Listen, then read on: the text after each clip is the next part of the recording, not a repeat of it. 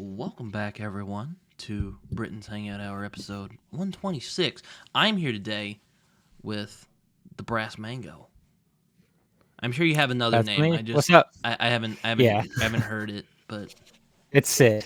Sid. Sid. Sid. Yeah, yeah. Very good. Nice to meet you, Yeah, Sid. it's nice to meet you too. The brass mango is actually it's a relatively new thing, so it's weird being called that. So yeah, you can just call me Sid.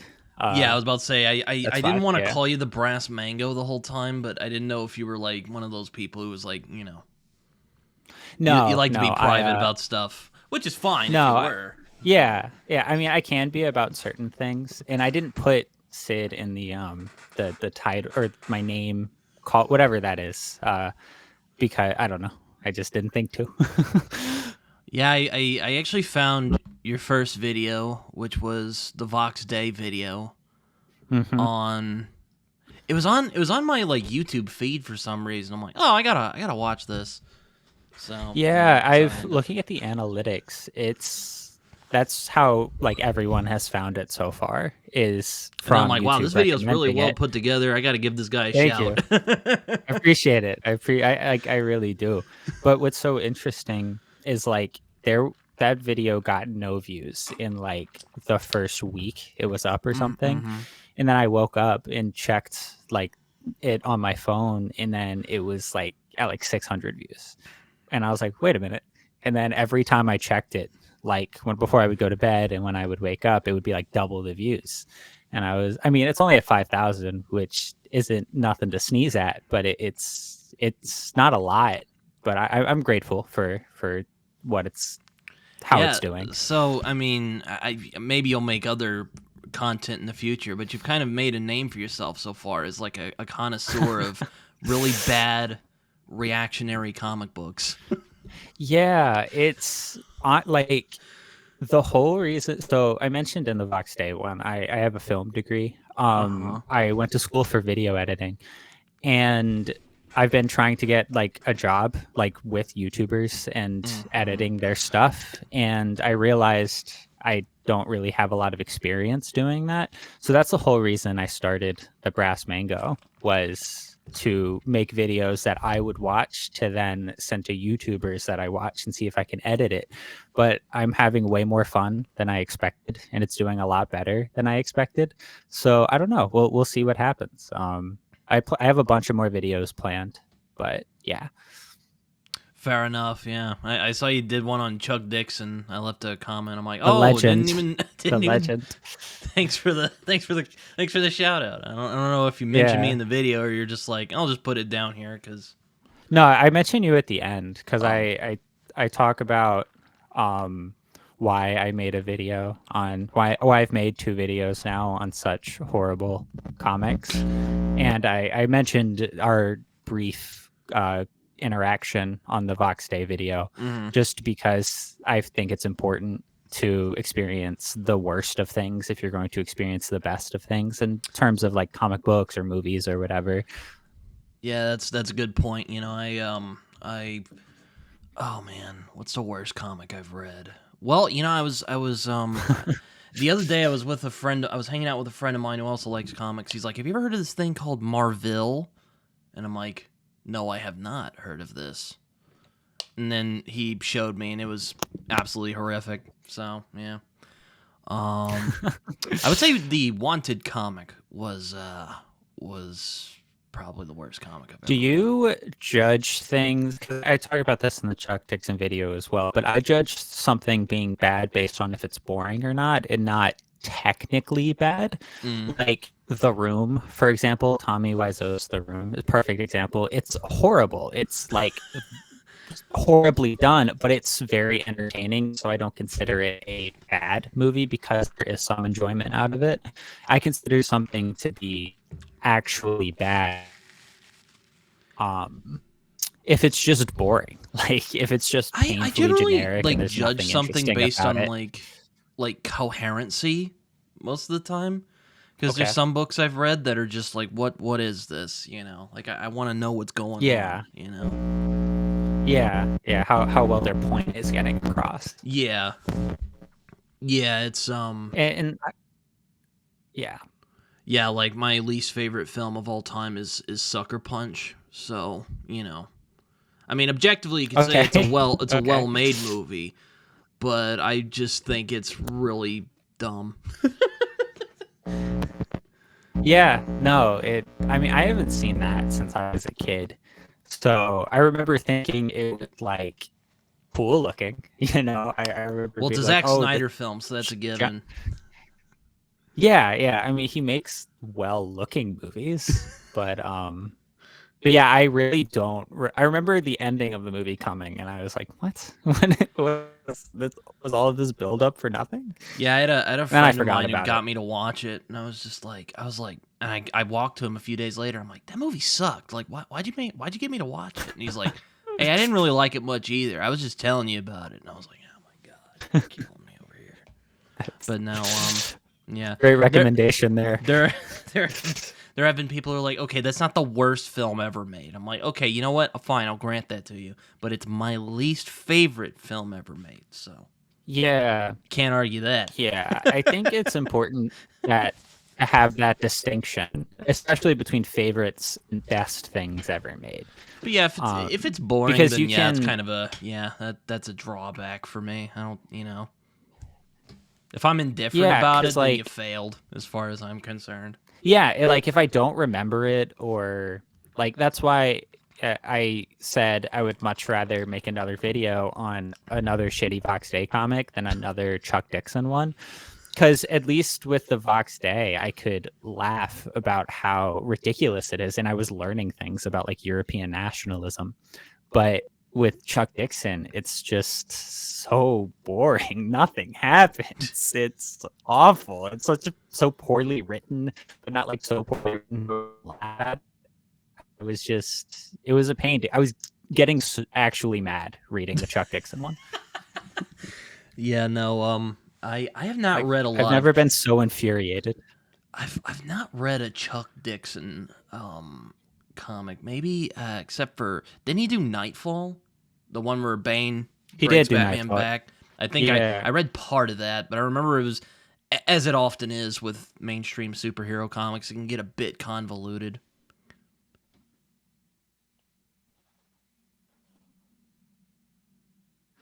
Yeah. Um, you're. Oh, I thought you cut out. Oh, I talk about Nightfall in yeah, the yeah, I remember you video. mentioned it. Yeah, yeah. And yeah, And you and mentioned Denny I O'Neil did a just think it's novelization. Denny overrated, O'Neil put which respect is on his so name. much better. Rest in peace. Yeah, rest in peace. Pour one out for him. Pour one out for Denny The O'Neil. novelization is leagues better.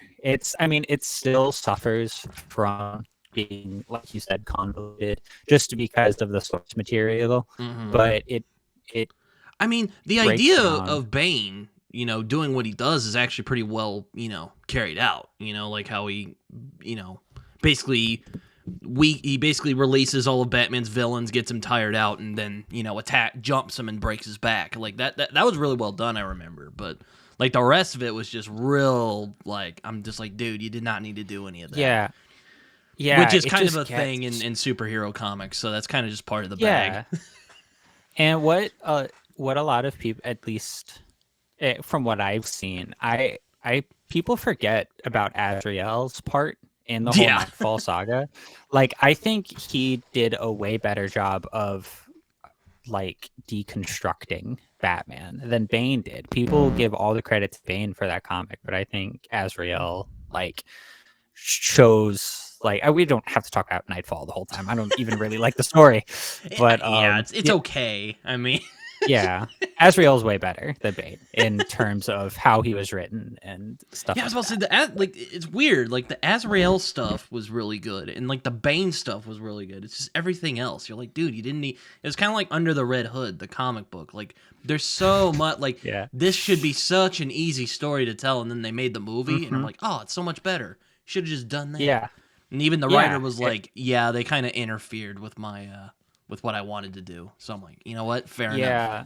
And I think because so many hands touched the whole Nightfall saga, it kind of, I don't know, it feels like every idea that they had, they put in the comic, and so it just feels very bloated Yeah. and like just get to the fucking point. Yeah, it's kind of it's one of the pitfalls of like mainstream superhero comics is that like oh my Yeah, god, like long runs it like can get that. convoluted. It's just like oh my god, Yeah, yeah, you most know. definitely. Especially if it's a popular character like Batman or Spider-Man, like Yeah, and because they want to sell so many issues, they want the story to last so much longer than it really should. mhm. Unfortunately, it's like an anime, you know. Yeah, Like they're it's why a lot of my favorite runs are generally with the more I don't want to say lesser known characters. I guess I could say like lesser known characters like Alan Moore's Swamp Thing is a good example and of course, I mean, yeah,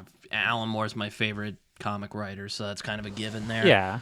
Or I mean, he Daredevil should is be generally everyone's.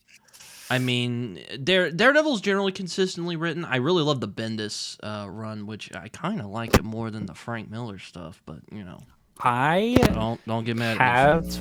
have I'm not too familiar with Daredevil. I have a few of the Frank Miller run, like some of the pieces, but I'm more of a DC guy. That's fair. Yeah, So it's like I'm interested in more of a what DC happens. guy myself, except for like Spider-Man and Daredevil. That I think he's bad or anything, but Oh no, it's I mean, I'm more of a DC guy myself. I like. I mean, I like Daredevil and Spider-Man, but yeah.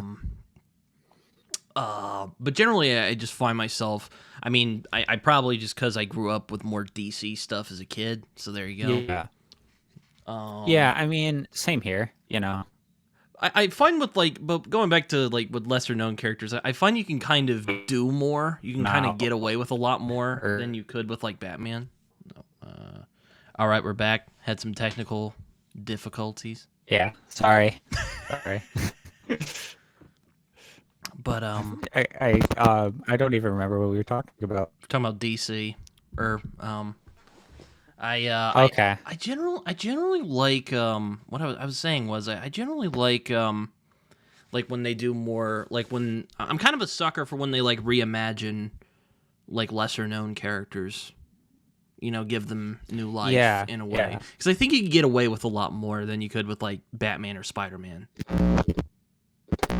Yeah, I honestly prefer the mainstream superhero or mainstream superheroes that get recontextualized. Like some of my favorite like Batman stories are Batman Black and White or Batman Legends of the Dark Knight, where it's like an anthology series. You're good. Oh, jeez. And Wrong you're hole. good. Sorry.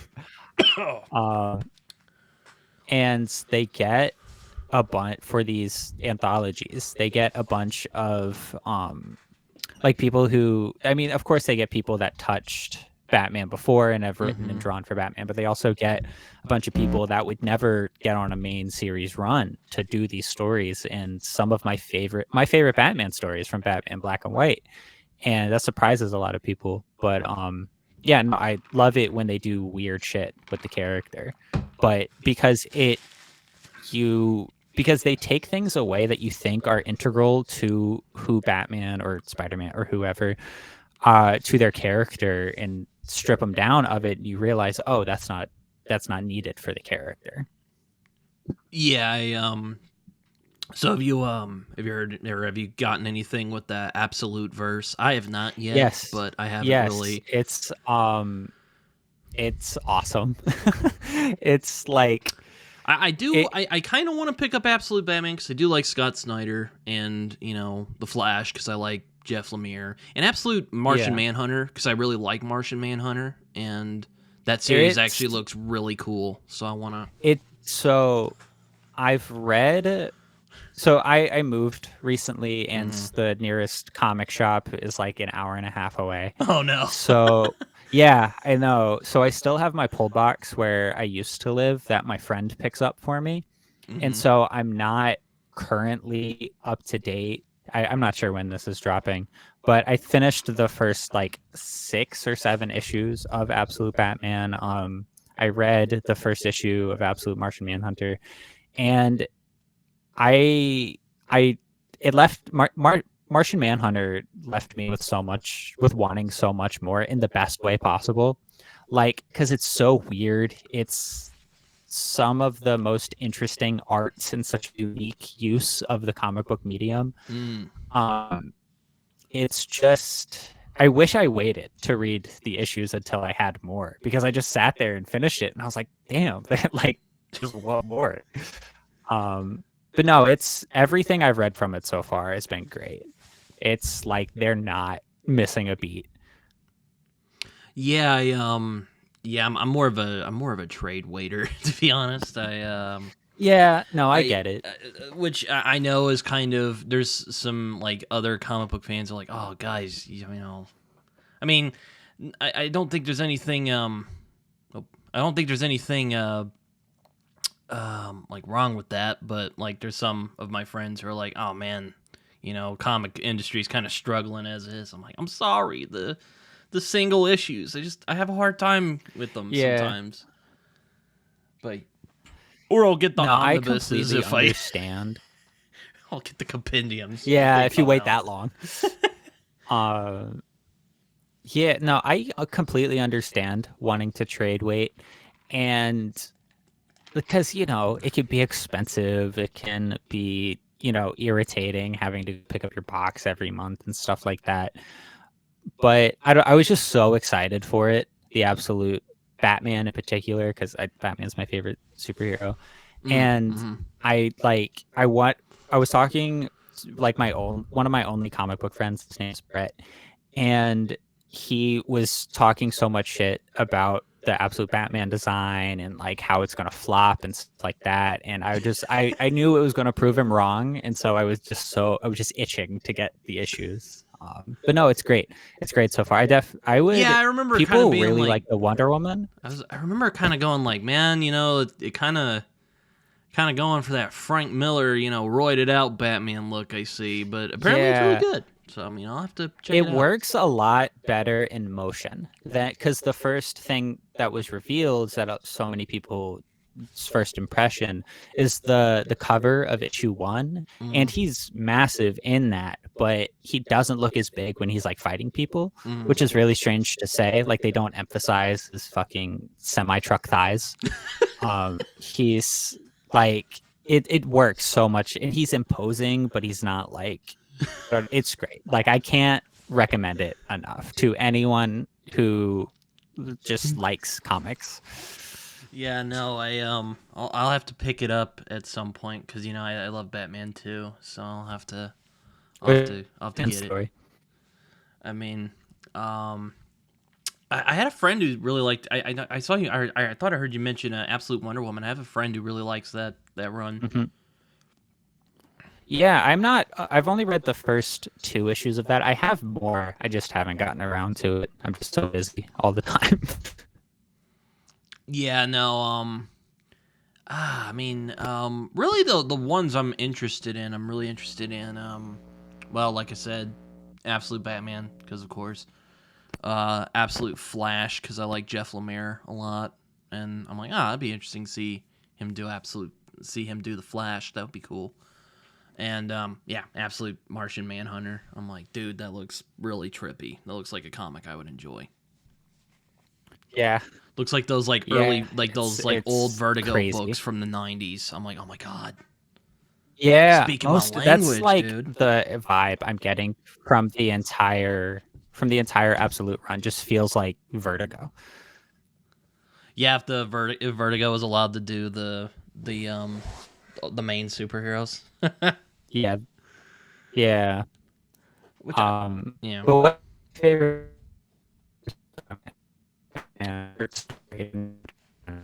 What's my favorite comics? Oh, there we go. Did you ask what my favorite comics were? You kind of cut out there for a minute. Yeah, I don't the weather. I'm not sure what the issue is. I apologize. My favorite comics. Well, I would say my favorite comic of all time, at least right now, is The Walking Dead. I really love that comic. Invincible's really good too from Okay. Robert Kirkman.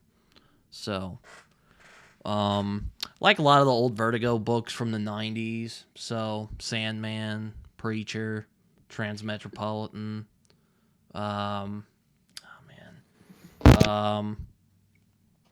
Big Alan Moore guy. So I love Watchmen, V for Vendetta, Swamp Thing. I've noticed a lot of people really love Swamp Thing. Which makes sense. It's a fantastic run. Oh. You are, it's just cutting out really bad.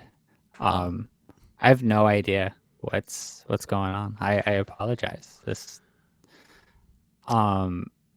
can see you fine now and you're not stuttering, but before you were kind of just stuttering. Well, let me see. I like a lot of old Vertigo. I can try it. If you want, I can try it on my phone and use my data, so it's not like stuttering as much, and it could be a better experience for the viewer. Oh, okay, yeah. All right. Because I don't want to, get into a groove of talking and stuff, and then it's like, and then your internet's like, nope, stuff like that. Yeah, I don't. It's been fine all day. Like I tested this earlier. It was fine. I'm not sure what's going on. But yeah, hold on. I'll join back in. Okay, this should be better. You are sideways, but aside from that, you're looking good, man. All right. Cool. Can you hear me fine? Yeah, I can hear you fine. Okay, cool. I apologize to all the viewers. I'll just cut the part out that we weren't in lull. Yeah. But so anyway, you asked me my favorite comics. So let me see.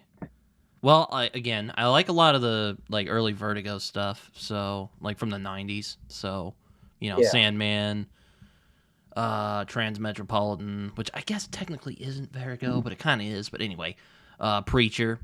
I mean, I won't speak about the authors too much, but the books were really good though. Yeah. Really like Alan Moore's stuff. So, I mean, I won't say everything he's done I've loved, but stuff like Watchmen and especially his Swamp Thing run, I think it's underrated. Though it's kind of funny because like I've noticed a lot of people really love that run. Like have been kind of putting it as like one of their favorites, which is cool because it's really great. But yeah, I think like people who have read it, it's the best thing in the world, but it's getting people to try that. Mm-hmm. Like to try. Yeah, it's definitely I mean, I like the run so much. I actually own like individual issues of it, but I digress.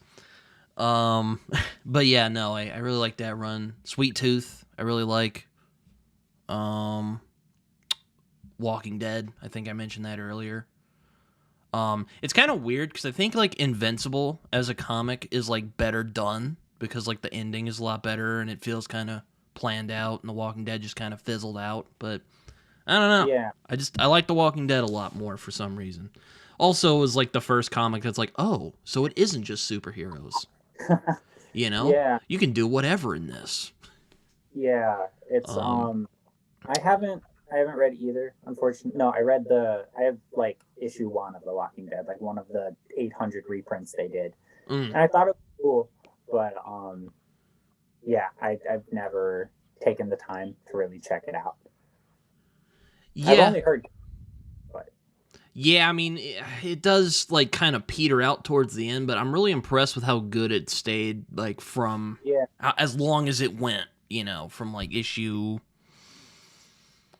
Oh man, when did the Negan War end? Like 120, I think. I'm like, look, you can say whatever you want. You can say it's soapy, but that's impressive as far as I'm concerned. Yeah, most definitely. Also, Saga. I freaking love Saga. I don't know who doesn't like Saga. I haven't met many people who don't like Saga, but I've heard that I haven't checked out Saga either because I only recently got as stupid as this sounds, I recently got okay with the idea of reading stories and trades. Not necessarily trade rating waiting, but I was more like wanted to search for the individual issues. And I still prefer them, but I mean Saga #1 is too damn expensive to warrant that. So I'll pick up the trade eventually. I have like volume 3 and 4 of the trade, but that I at like a secondhand store, but I not one. So I'm like I'm like they have it like in like they have a bunch of like Saga at my comic shop, so I mean it shouldn't be that hard to find. But you know, I get it. Comics are yeah, expensive, man. Like I went to Free Comic Book Day a few weeks ago, and I got like 3 things over there because I'm like, oh my god. I thought I would get more because because the like prices are down. I only got 3 yeah, stuff, which is fine. I really liked what I ended up getting, but it was kind of like, damn, dude. yeah. I miss it, unfortunately. Like I said, I thought about making the drive to the nearest one, but I just couldn't justify it. And there was no really free comic like that they were releasing that I was super interested in. There was some cool stuff, but not enough to really justify the hour and a half long drive. Yeah, I ended up getting well, I got like Fatale from. Oh yeah, that's another. I like most of the stuff Ed Brubaker and Sean Phillips do together, so that's always fun.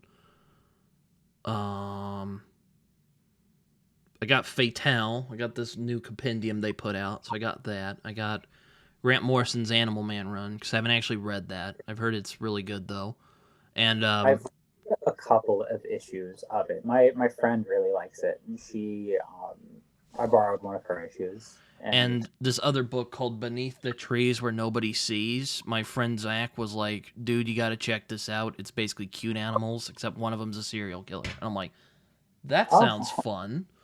I'm going that to pick sounds that up. check that out. Actually, that sounds cool as hell. No, but yeah, I did, because they're putting out these new compendiums of Starman, and a lot of people are like, oh man, Starman. Like, that's like peak DC. I'm like, I was thinking about picking it up, but I'm like, you know what? I did what I wanted to do, so I'll wait until another day.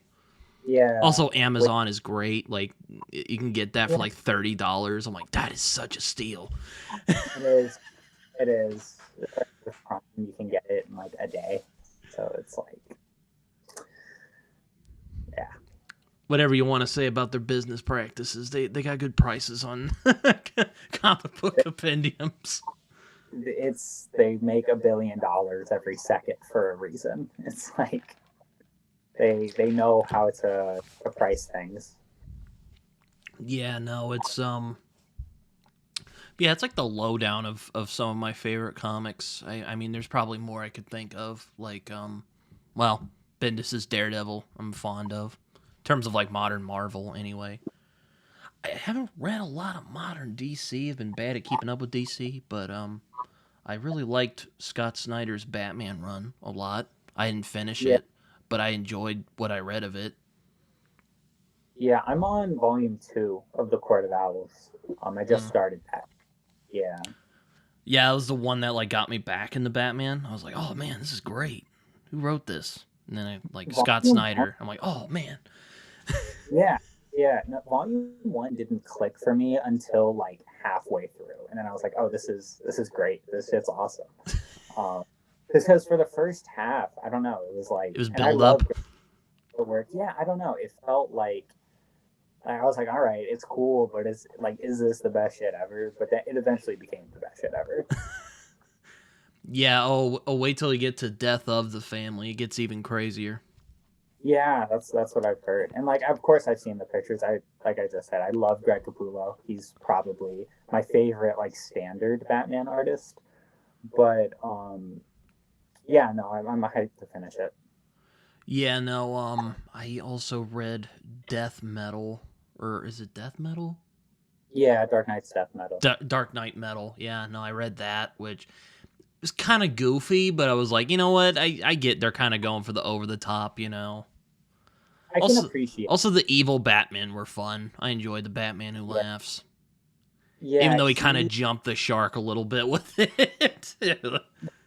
Like, yeah, why is he turning into Dr. Manhattan? Just stop. it's what got so people just love the design so much. They're like, all right, how can we make him not just Batman but evil? You know, like how can we keep him interesting or I don't know about interesting, but how can we keep giving him new shit to warrant putting him in more books? Also modern DC. I am reading Jeff Lemire's Animal Man run right now, which is pretty cool. Okay. Which was kind of concurrent for Scott Snyder's Swamp Thing run, which was I remember liking it, but it kind of petered out. Or did a Swamp Thing run? Yeah. I like it. It's how do I describe it? It's kind of a body horror more than like the meta stuff, because I've heard Morrison's Animal Man gets pretty meta. It's not as meta. Yeah. It's more body horror stuff. Yeah. Well, that's cool. Oh god, what else am I? Around the room, I can't do that. I can't look around my room and point out things. I have crap everywhere. It's bad. Yeah, no, I do too. But right now, like I like that ladder. There's a ladder over there. I like there's a pair of pants. You know. Oh, look at those pants right there. Yeah, no. My second favorite pants, right behind these other pants I got in '03 or whatever. But yeah, it's kind of the like lowdown of like favorites. I'm sure I'll probably think of some more as I go on. Hard to pinpoint. It's such a ended question. I don't know if I'd call Hellboy a favorite, but I really liked the short stories of Hellboy quite a bit. I love Hellboy. Hellboy's rad. Yeah, I know. I thought I saw a Hellboy like set next when you were doing one of your videos. Yeah. I have a So they don't have it anymore, but Goodwill used to have two like sites you could buy stuff from, and one of them they have one now which is strictly auction, but the one before it was kind of like eBay, and they had a thing where if you signed up you got like $35 credit or something like that. Mm-hmm. Signed up and got that, and that's how I got that Hellboy thing. It's like a anniversary, like a 15th anniversary. It comes with a statue and like a reprint of the full Seed of Destruction. Yeah, I got it completely for free from the Goodwill. Oh, website. that's cool. Yeah. I just bought the or I don't want to say compendium. I bought like the little omnis that they put out, so I just got those. And my buddy Zach got a mutual friend of ours it's like a monster, so it's basically like Hellboy omnibus. It has the whole like mainstream Hellboy, which is basically the main story and not the short stories. Yeah. I'm like, geez, man. Yeah. There's a lot of Hellboy out there.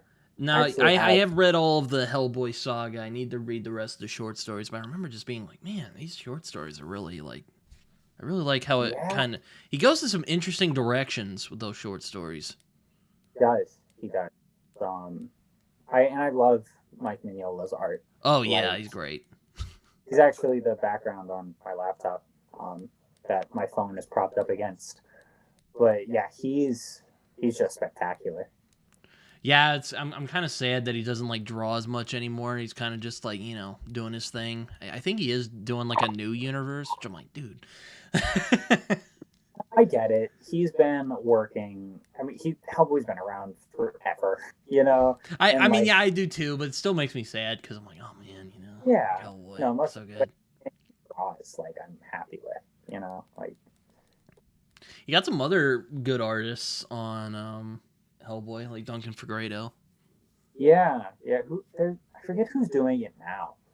I don't know who's doing it now. I've only read the main Hellboy saga. Yeah, because the last one I read was Giant Robot Hellboy, where he's like in a mech.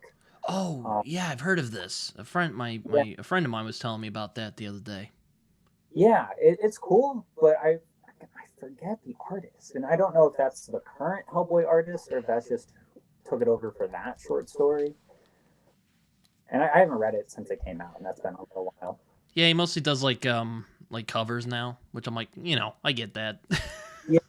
Yeah. And Imagine he it's does hard. a bunch of, which is cool. Like he'll like just draw something and auction it off for charity, which I think is so dope of an artist to do. Yeah, no, I like his, which I guess I should also give credit to Dave Stewart, the great colorist, because he really, Yeah. I really like the shadows and depth that he puts into. Yeah. I really love the colors as well. It's really well done. Yeah, it's just spectacular book and universe.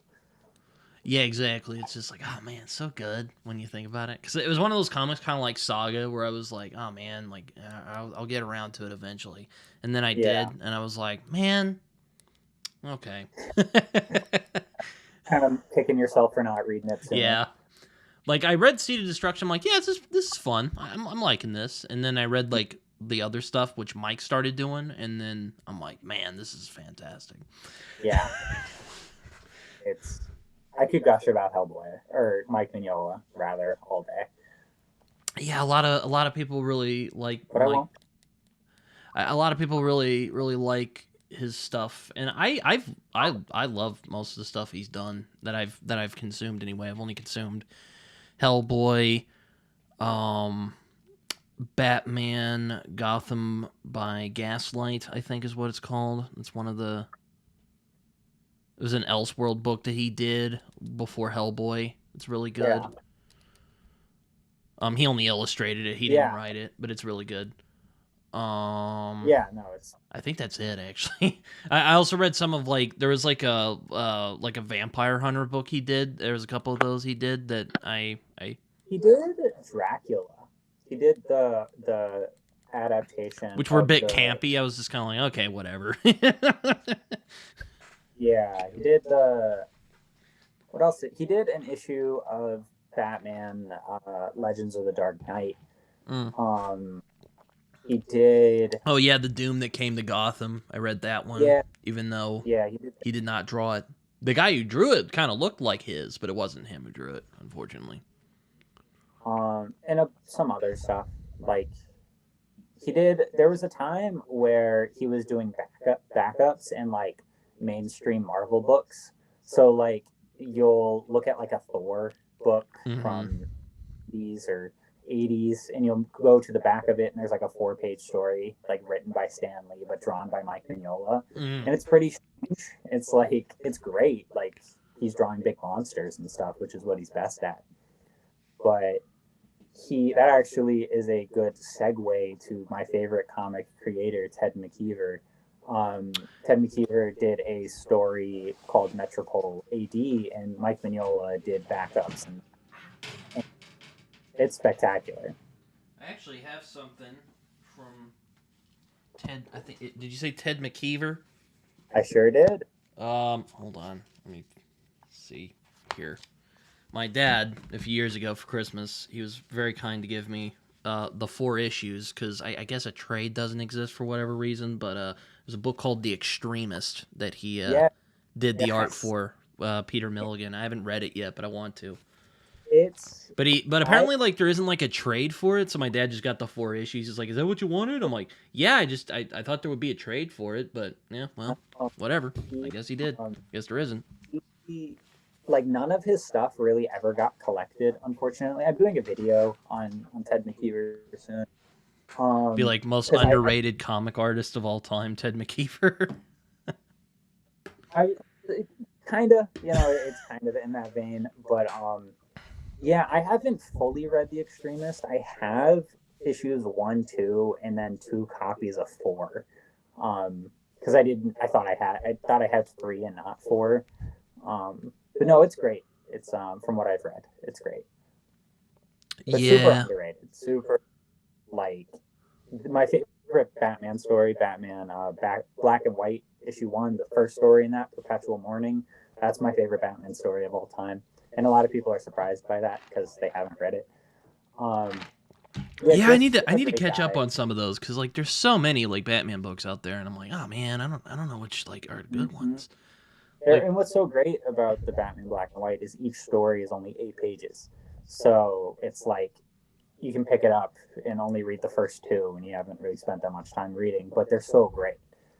yeah, like I've realized a lot of my favorite like Batman comics anyway have tended to be like the mini series, like Batman Year One Yeah, for one, or The Killing Joke for another one. Those are probably more obvious, but I mean, yeah.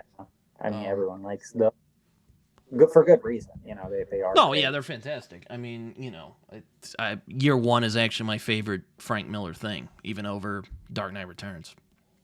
Yeah. I have the trade or whatever of year one. I read that and it was like I was, I've read some of the Dark Knight Returns, but not I haven't finished it, so I haven't really like given it a shot yet. I was about to say, I mean, I've talked a lot about Frank Miller, so I'll try and I won't say too much more, but yeah, I'll put it this way: I'm not as fond of his art style as like a David Mazzucchelli, you know. Yeah, he He's an I don't acquired know. taste. I'll see like just people post, his really bad covers of like Wonder Woman or like Superman, or I think he did a really bad Wolverine, Oh God. and I see people. I mean, they might be right, but I see people try to justify it, like, oh, he's like critiquing the comic book medium, or he's just doing a shit post and stuff like that. And I'm like, if that's not obvious, it's still a bad looking comic. Like, it's still really not nice to look at. Like, I'd much rather look at anything else. It sucks too. He can draw. Like you can read some of his uh, Yeah, you can read some of his Sin City or what else? Like some of his early like Marvel work. Like he can draw. Like he can do it. I guess he's just let loose in his old age. I don't know. and not to gush about Ted McKeever a bunch, but Ted McKeever's last book, it's called Pencilhead. It's kind of like a semi autobiographical story. And he talks about how he doesn't say Frank Miller by name, but it's like a crank fiddler or something where Crank Fiddler. well, it's obvious that it's Frank Miller. And he was saying that he like had dinner with like an editor at DC, Frank Miller, and he was just like, Frank Miller was really fucking weird and like kind of um, yeah, another great story. And I'll have to find scrounge out Pencilhead at some point.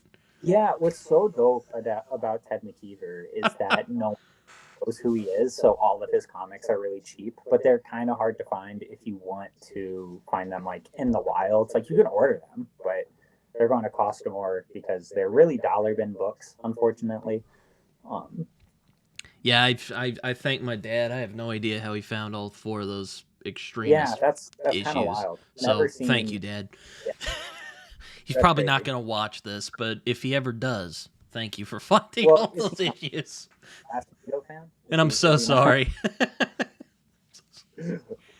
Yeah, no, Um, my dad is not a comic reader. He's like, are these good? And I'm like, yeah, it's what I wanted. I just wasn't. I thought there would be a trade for it, but I was mistaken. nope. He. Yeah. DC, I'll get on it. You know, you're putting yeah. Shade the Changing Man into a Omni after a long time. Yeah, I have one of the trades actually from that my friend got me for Christmas, and I still have to get around to it. Yeah, I'm just.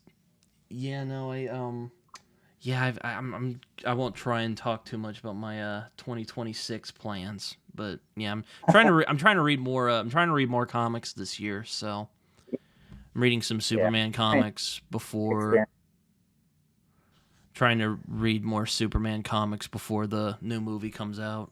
So Yeah, that's been fun, but yeah, I've been catching up on some of the like iconic Superman stories I haven't read. Like I read oh, what is it? For All Seasons.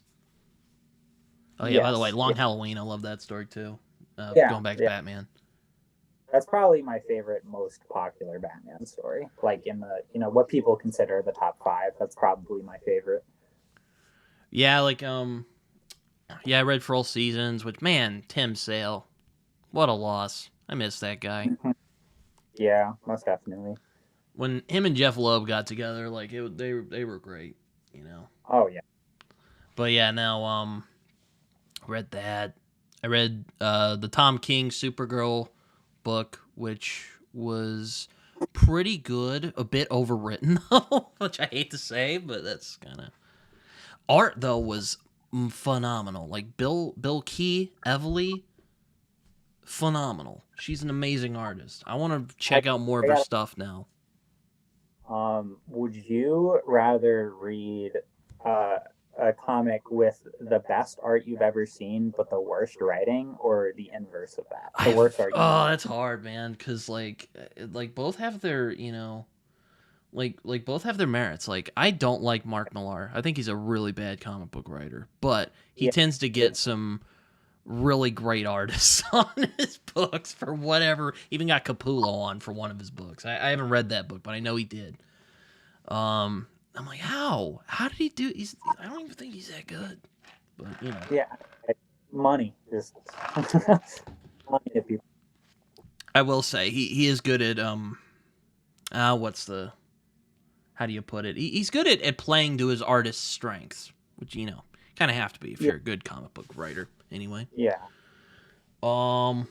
Yeah, well, I mean, I have read some books that are pretty solidly written, but the art I don't like very much, like Dark Knight Returns. I mean, the art isn't bad in that book, but it's not pleasant to look at for a lot of it. Yeah. Yeah. Oh man, I don't know. That's a good question. I've thought for like over a year, and I still can't figure out an answer. I mean, it's a good question. Yeah, I mean, I read a book called The Department of Truth some years ago. Oh, I've heard. Because James Tynion IV just kind of busted out from being, oh, that's Scott Snyder's protege, and now he's like, oh yeah, here's what I can do, and he's put out some good books. I don't like The Department of Truth as much as I enjoy Something Is Killing the Children, but the artwork in that is I really dig it. I like the kind of it's kind of like I'm hoping you've heard of Bill Sienkiewicz. Yes, yeah. Okay. Top five, yeah. Yeah, no, it kind of reminds me a little bit of that. The art is very like surreal. Dave McKean, even I might say. Yeah.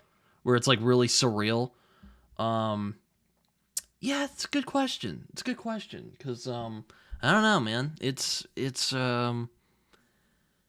I mean, I like Tom King. I think he can be a very good writer when he puts his mind to it. I do sometimes think he it wasn't like badly written. It was just like there was a lot of like just like these texts of words where I was like, I don't think you really needed that, but whatever, Apparently they're doing another project together called like Helen of Windhurn or something. I'm like, oh, maybe I'll have to give that a look. But I mean, hold on, I'll just grab it real quick. I'll just nab it while I'm thinking of it. Don't fall. Don't fall. Okay. Like just like that. Look at that. Just absolutely freaking godly, I think. Oh wow. That's very pretty. Yeah, no. It's like what? What is that called? Oh, Supergirl, Woman of Tomorrow. Oh, okay, super. I thought you were talking about the one you just mentioned. Okay. Oh, I do not own any Mark Millar, fortunately. I've done that for my own sanity. Because I'm like, I don't want to own any of that man's books. I mean, I've heard he's a nice enough guy, but I just don't like his comics very much. No. My friend that I mentioned earlier, Brett, he was like, he had a big like edgy phase in his 20s. He was like big into Mark Millar and stuff, but now that he's like older, he's like, it's just so shit. It's so slop. Like, if I want edgy stuff, I'll just get like a Garth Ennis comic. I'll at least get a good story out of it. Yeah. Alongside the edge, you know? Yeah. Or even Frank Miller when he goes off the rails. Like, at least Batman Year One exists. I can read that and have a good time with it. You know, it's like, oh my god. You know, yeah, no. Sorry, Mark Millar, you're just not. I read a book his called Huck a few years ago, which I thought was pretty solid, but you know, that's the last like Mark Millar, because I read Wanted and Old Man Logan, which I just didn't care for, so I'm just like, oh my god, I gotta stop. Yeah, it's hard to check out stuff by people when like they've already like give people another shot in comics, because it's like it costs so much. Yeah. And like why am I going to spend money on someone who I might not like, you know, when I could buy a comic by a creator that I know I'm going to enjoy. Yeah. Well, you know, you mentioned Hellboy earlier. Have you read The Goon? No, I haven't. I have a couple of issues, but I've only heard. Okay, I was about to say I read the first, like, I had an omnibus, and I read the first omnibus last year for Halloween, because I mean it's kind of a horror comic. It's, you know, it's kind of a blender, kind of like Hellboy, but I enjoyed the crap out of it. It was some of the like most fun I had reading a comic in a while. Yeah, So there you go. I've heard it's great, but I you know, We even get a Hellboy crossover in the Omni that I have anyway. It's in it, so. I mean, I honestly, my like comic book journey, so to speak, is relatively like in its infancy. So there's like so much shit I haven't read. That's fair.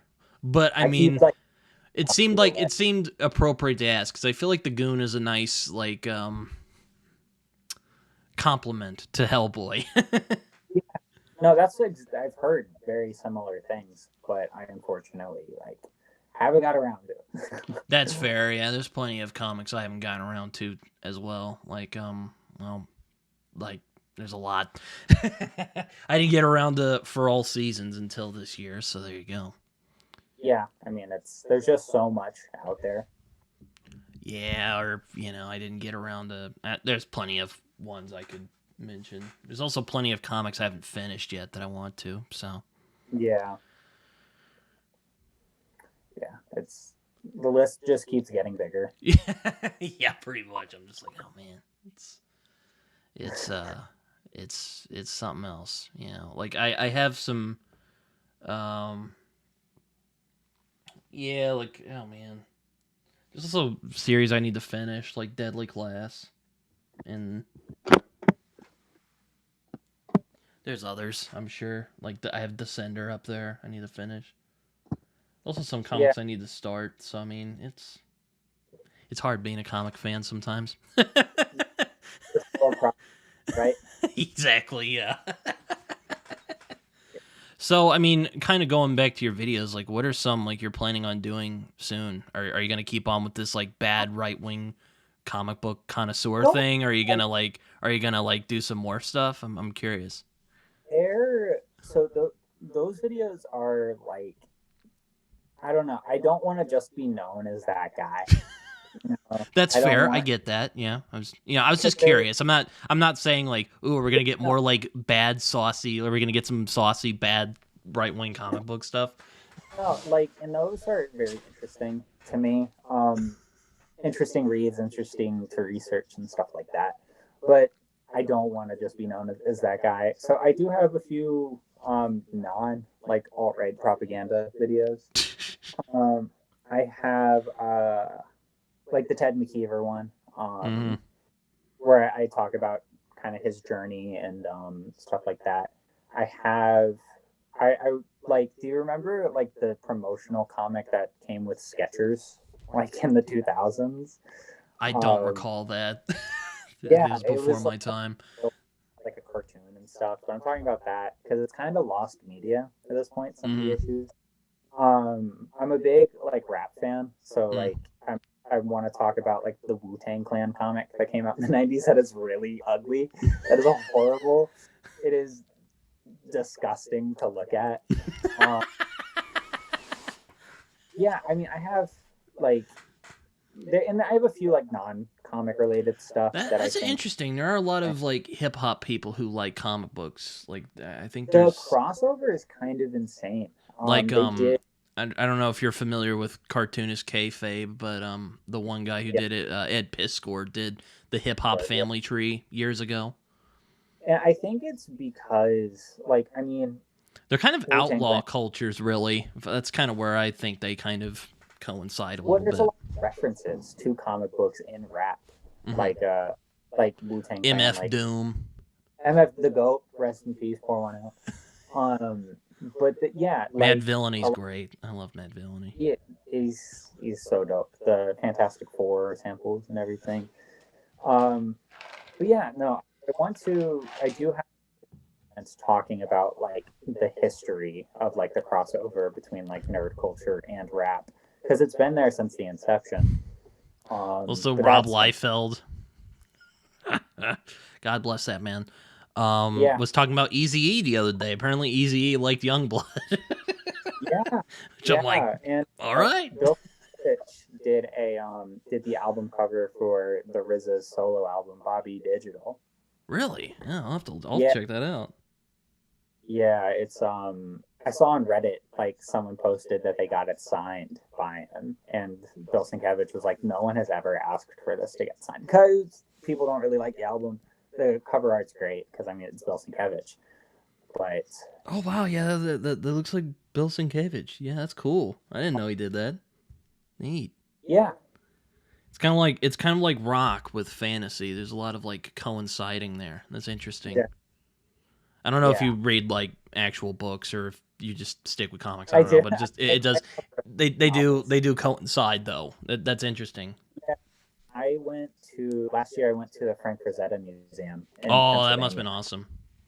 Yeah, it was great, and they had a bunch of the like Molly Hatchet covers and stuff like that there, like um, that Frank Frazetta did, and they also have a bunch of his books that he did the covers for. Hmm. Great experience if you ever have the chance to go. Do it's great because like his family runs it, and so you get a lot of like personal tales about it. We were getting a lot of the family drama too, which was kind of funny. Yeah, I follow like his I think granddaughter on Twitter. I don't know if you're on Twitter, but like his granddaughter's on there. Which, I don't blame you if you're not. It's kind of a cesspool these days, but Yeah, yeah. Like I hate social media as it is, and like I can't. I just can't. I can't doom scroll on another fucking app. yeah, no, it's yeah, no, but yeah, she's on there. I've seen a couple posts from her. So, Yeah, they were saying that like a bunch of he's the kind of a buff art. dude as well, Frank Frazetta. I've seen like a Yeah, couple there are. like I've seen photos of him. I'm like, "Damn, dude." Yeah, they said that like they have some reference photos, I think, of Frank Frazetta and his wife posing, like for because he that's what he would do. He would pose for like pictures, or his wife would pose, and then he would paint it.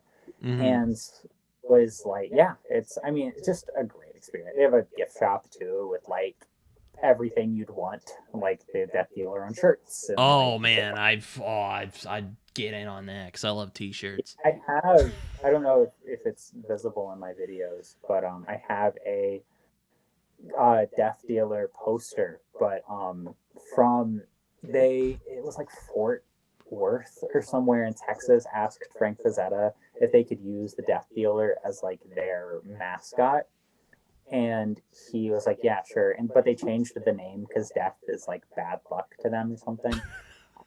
And so I have a poster of it, but it doesn't say Death Dealer. It's like Nightmare Bringer or something Oh. stupid.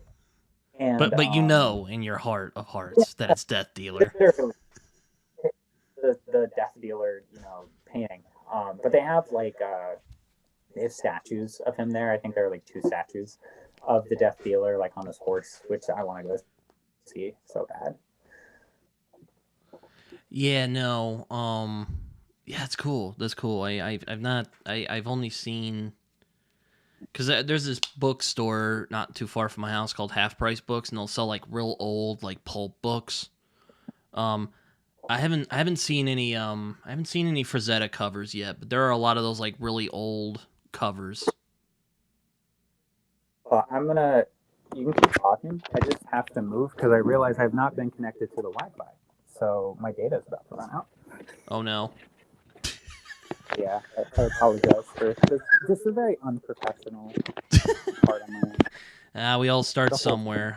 You should check out this guy's videos. They're really really good. So yeah, there you go. But yeah, no, I like Frank Frazetta quite a bit. All right. I think he's He's the best. Yeah, no, he's fantastic. I really like I mean, you know, I like his Conan covers a lot because, you know, Yeah. I mean, everyone remembers those, but like they're really good. Yeah, I mean, he's just.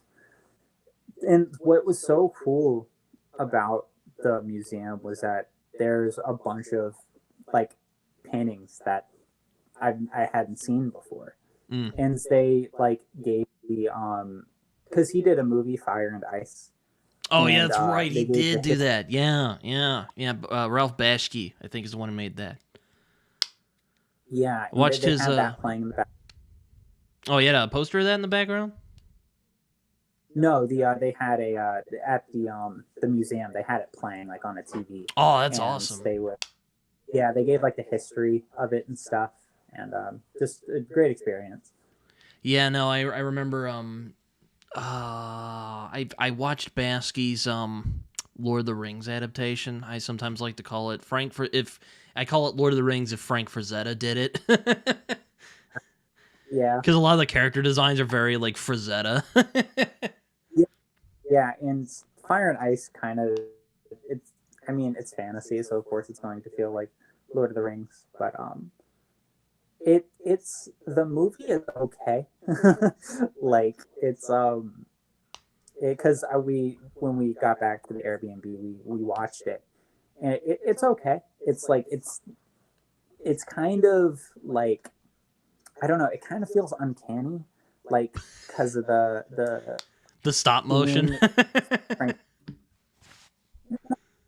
Strange. It's I don't know how to describe it. Oh, I mean, I haven't seen Fire and Ice, but I know of it because I've gone around and I've watched a lot of movies in my time, and I mean I know it exists. I mean I learned it exists because I learned the Bashki Lord of the Rings existed. I'm like, there was another Lord of the Rings movie. Yeah. Like there was and to another bring one. It back to Dixon, he did a novel, like a graphic novel adaptation of The Hobbit, that no one talks about except for him on his website. I was actually rewatching some people watching The Hobbit, and I'm like, oh man, if they had just made that in the one movie, it would have been fine. Yeah. What people say. I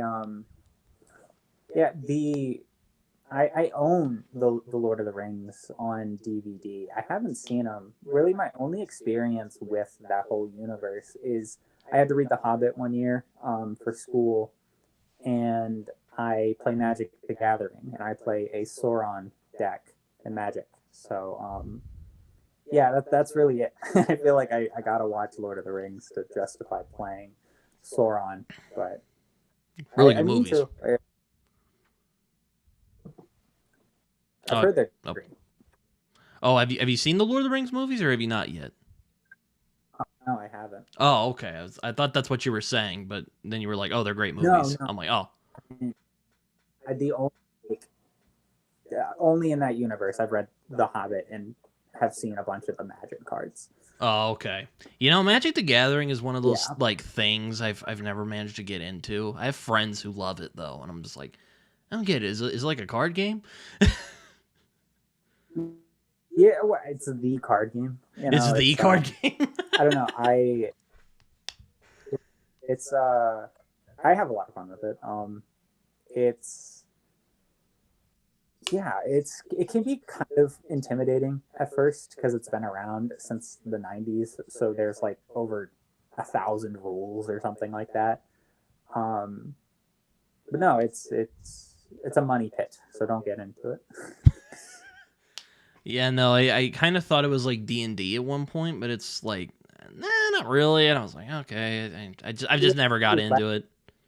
It's not interpretive like Dungeons and Dragons. There are like board games of Magic the Gathering that are more like Dungeons and Dragons, but nothing where you're like, at least from what I've seen, where you're picking a character and like going on a journey and stuff like that. Mm-hmm. Yeah, I mean, I've not played it, so I have no idea what I'm, talking about when it comes to when it comes to that kind of stuff. I mean, it's cool. I can't recommend it enough, but don't.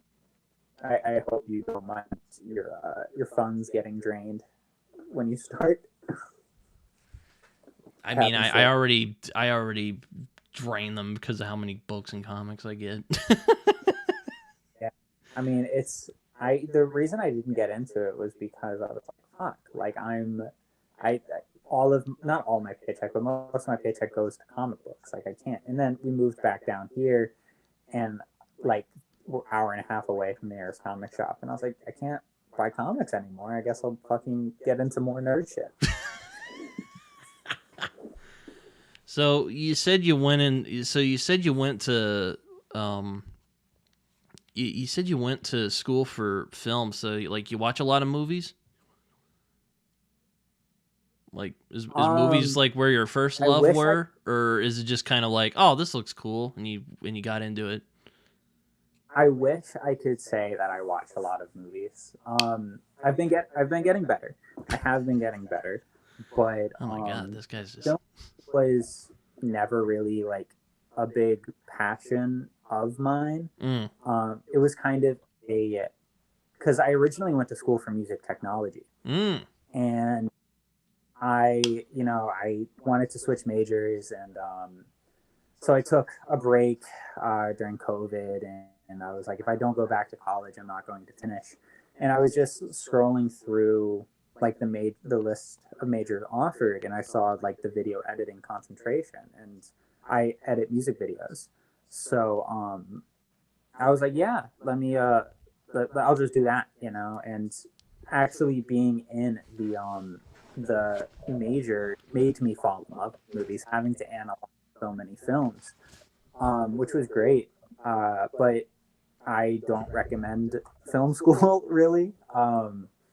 It's I only recommend film school if you either live in the middle of nowhere like I do, and you don't have ways to make connections to like the population isn't big enough, or you're just you're more shy, or like you don't have the social capabilities of reaching out to people, because it will force you to get on film sets and work with people, which is nice, but it's also $30,000. Yeah. So I had a great time with it though.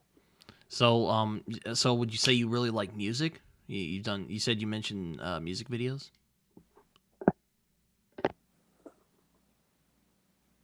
You are cutting out, dog. What'd you say? Oh, you said you did some music videos. So is like music like a thing you really enjoy? Oh no. Oh man. Sorry, I'm moving. Oh. Yeah, no, I'm just moving to oh, okay. Closer to Wi-Fi. But yeah, no, music's always been a big thing for me.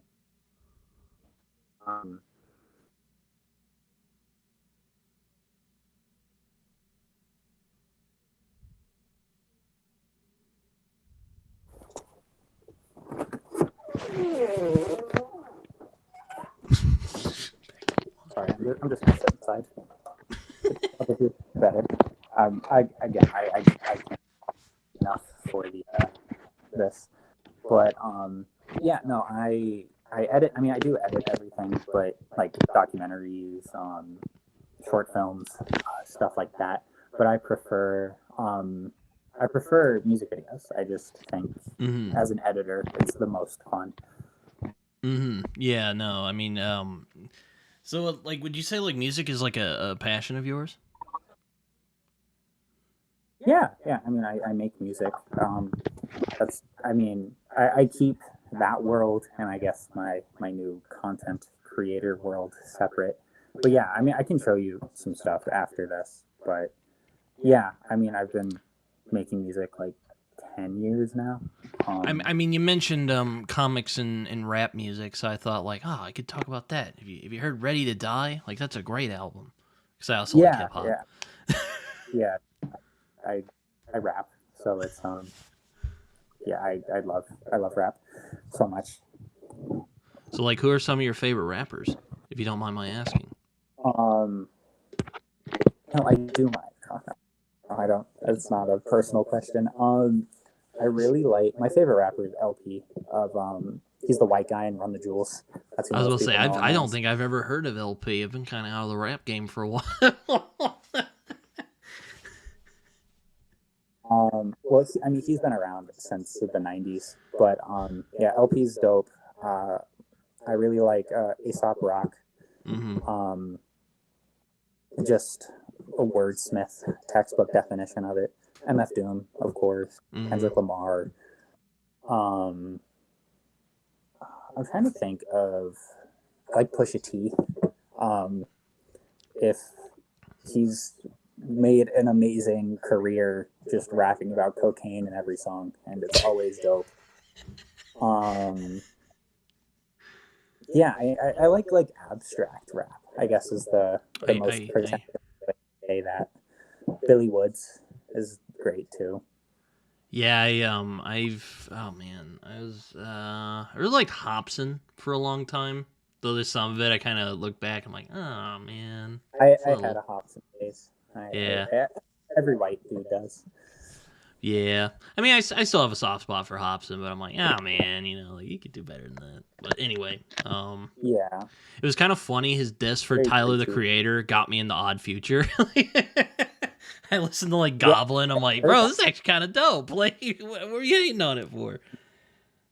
I've heard that a lot. And Hobson just one of those people that picks problems with people to pick problems. You know, he never really has it. So I like, well, the Odd Future people. They're not really Odd Future anymore. Like Tyler the Creator is really good.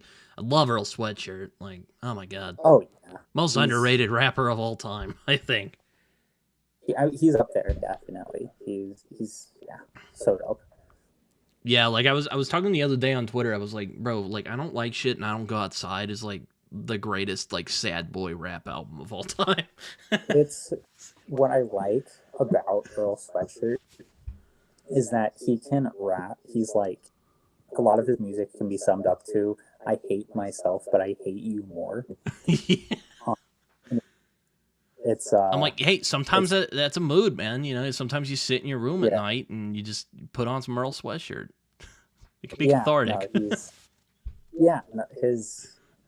His like metaphor, I don't know. His verse on Really Dough by Danny Brown. I love Danny Brown too. His verse on Really Dough is like insane. It's kind of crazy how like listening to that for the first time, you hear the first three verses by three different amazing rappers, and you're like, how's Earl Sweatshirt gonna top this? And then he does, and he just destroys the track. Yeah, I mean, I don't know if he's really a rapper. He has rapped, but like Frank Ocean, I find myself going back to Channel Orange a lot. Yeah. I know this might be a hot take, but I don't love Blonde as much. Like, I like some of the songs on Blonde, but I feel like I really love Channel Orange.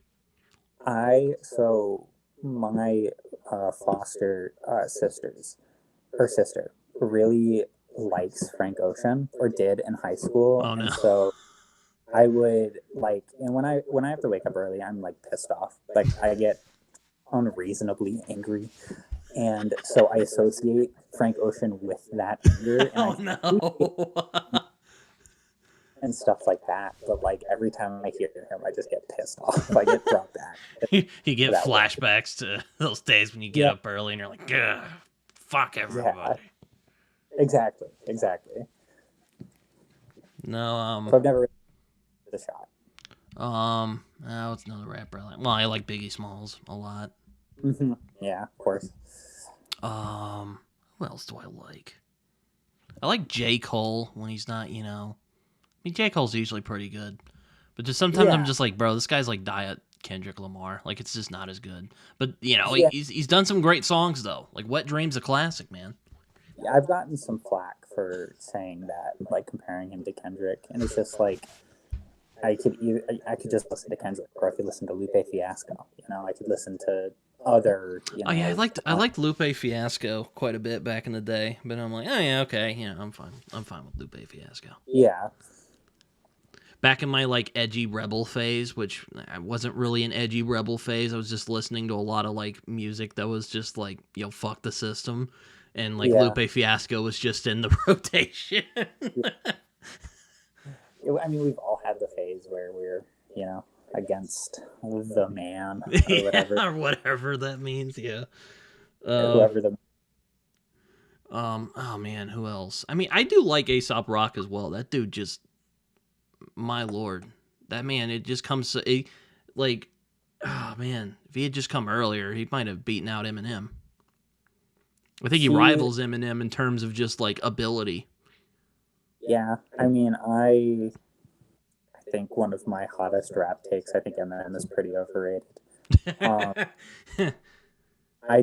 like, he's technically really good, but I don't even consider him the best white rapper. That goes to LP, but I get a lot of flack for that as well. I have a lot of, I don't know if you've gathered from talking about comics and now music, but I feel like people call me a contrarian a lot. I don't try to be. That's not my intention. Oh yeah. Also, Immortal Technique was one of those other rappers that was in the fuck the system phase. Yeah,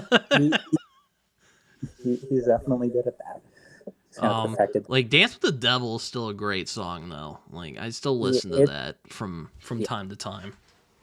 I was actually listening to it the other day. I'm like, damn, it's so good. I think it was because I saw Sinners, and I'm like, and there was a line in it, and I was like, bro, that reminds me of Dance with the Devil. I'm gonna listen to that song again. It is so messed up. I was like, oh my, it was so fucked up. I was like, oh my god. Yeah, most definitely. But yeah, I mean, I don't only listen to rap. I've been trying to get better with that, but that's mainly what I listen to. Yeah, that's fair. I mean, I'm more of like I like prog rock a lot. Okay. I've started getting into like metal because a lot of my friends are like, bro, if you like prog rock, get into metal. Stop being a wuss. And I'm like, all right. And then there's some metal. I'm like, it's pretty good. And like jazz, I like jazz a lot. What are some of your favorite? Like favorite rock artists or jazz artists? Jazz story. Either. I have an interesting jazz story though that I don't want to forget. Oh, that I was telling a friend the other day. Well, Pink Floyd is probably my favorite rock band of all time, so go with Pink Floyd. I like Rush quite a bit. Okay. Led Zeppelin. Okay. It was kind of funny. I didn't really like get Led Zeppelin until I was like in my late teens. I was like, oh, this is great. Why was I missing this? Yeah. Oh, who else? I really like Radiohead a lot. I just love their. Yeah. They don't. They're kind of like the Miles Davis of like alt rock songs. But it's never like. Yeah, they've never really like. I feel like I should be obsessed with them, like, but I'm not. It feels like something I would, I don't know, man. I'll put it this way: if you put on OK Computer and you're not like hooked by the first couple songs, then I don't know what else to tell you. No, I listen to that album. I do like them, but I'm not like It doesn't become like my favorite shit. Okay. Well, I mean, I like 21 Pilots a lot. I've seen them in concert. I mean, I saw them live too. Oh, they're great live. Yeah. I took my mom to see it because I got some tickets for my birthday, and we went. And my mom's like, "That's the best concert I've ever been to." So I'm like, "That was a great time. That was a great memory." They blew up a car, like. I feel like they peaked with Trench, and I listened to Scaled and Icy. I'm just like, man, just doesn't hit it. I haven't listened to their newest one yet. I only like Trench. Yeah, I know. I'm like, their other albums are really good, but like Trench is just like, oh my god, it was so good. Like it was their best. I think it was their best one, in my opinion. Yeah, I think everyone thinks that, unless you're like a hardcore like Blurry Face fan or some bullshit. Yeah, I mean, I like Blurry Face. Like, there's some great songs on that album. There's some great ones on oh, what's the other one? I think it's Vessel. I think is what it's called. Vessel, yeah, the two old dudes. Yeah. Oh man, what's another band I like? Well, one, I don't know if he's rock, but I like John Mayer a lot. I get kind of punked on by my friends for liking John Mayer. I'm like, bro, you should listen to Continuum. That's a fantastic album. I saw someone, because a lot of people say John Mayer makes like really, I mean, I haven't checked out a lot of this stuff, but the consensus I've gathered is that he makes very generic music. And should listen to Continuum. Someone was like, how would you describe John Mayer to someone who's never heard music before? And people weren't able to. Yeah, he's I know he's a bit of a hot rod, I guess. That was why I didn't listen to him for a long time. But then a teacher of mine is like, you should listen to Continuum. And then I listened to Continuum, and I was like, all right, he's good. I was mistaken. Yeah. Oh, hell. I mean, I like the Beatles a lot. That's kind of a given. Abbey Road's one of my favorite albums of all time. Jazz artists, well, Miles Davis. I love his stuff. One of my contrarian takes is I don't love Bitches Brew, though I guess that's not really a contrarian take because it's kind of it's an album that kind of splits everyone down the middle. Yeah. A lot of people are like, oh man, I really, I fucked with that album. I'm just like, I thought it was kind of incoherent, but whatever. Yeah. Big, let me think. Who else? I did drum back in the day, so I like a lot of drummers. Max Roach is one I really like. Okay. That's cool. That's why I really like Rush, because Neil Peart's great. But who else? Well, John Coltrane. I don't want to name off like the real famous ones. Is one I really like. Have you heard of Kemet? Who? Sons of Kemet. I have not. They had an album. When was it? Like probably 2016, 2017. A jazz album called "Your Queen Is a Reptile," and that's like, I listened to that all the time. Like that was like probably my most listened to jazz album. Yeah, I'll have to find that one. You'll have to tell me that one later when we're. Yeah, I can send you a link or whatever. Ike Quebec, I think, is really underrated. He's, I mean, I don't know if you like, soft kind of in your feels jazz, but he's really good at that. Or well, if you like the weird stuff, go nuts on Bitches Brew. It's an experience. A lot of rappers sample from that as well. So yeah, but my funny story about jazz, I was telling someone this the other day, but when I was a music tech major, one of my professors he told a story about how, because he played jazz in college in a jazz band, and during practice one day, one of his bandmates like raised his hand, and the professor was like, "What's up?" He said, the bandmate said, "I don't really like jazz." And the professor was like, yeah. And another person raised their hand and was like, "I don't like jazz either." And then my professor who was in college at the time came to the realization. He was like, "I don't like jazz either." His professor was like, something that I've noticed with a lot of people who play jazz and like jazz is that they kind of force it until they do like it, or they can at least tolerate it.